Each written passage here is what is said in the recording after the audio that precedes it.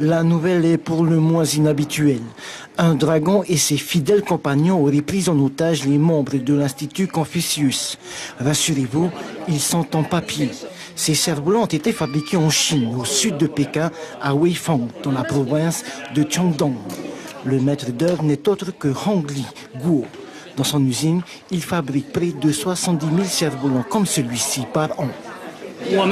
Ça fait 30 ans que je fais ce métier, ma famille aussi travaille dedans. Dans mon pays, beaucoup de familles vivent de ça. C'est toute une industrie.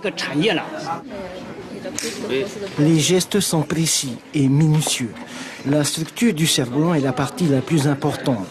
Elle doit être parfaite pour pouvoir résister au vent. Le secret est dans l'utilisation de la colle, des attaches et surtout dans la préparation du bambou.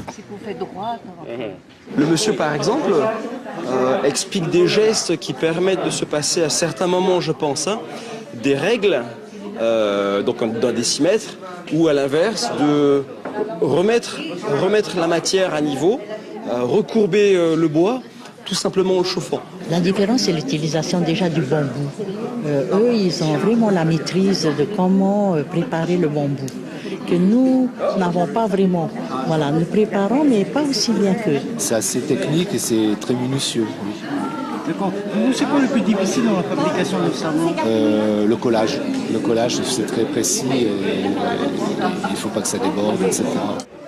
Qu'il soit grand, gigantesque ou tout petit, comme ces cerfs-volants en soi, peu importe.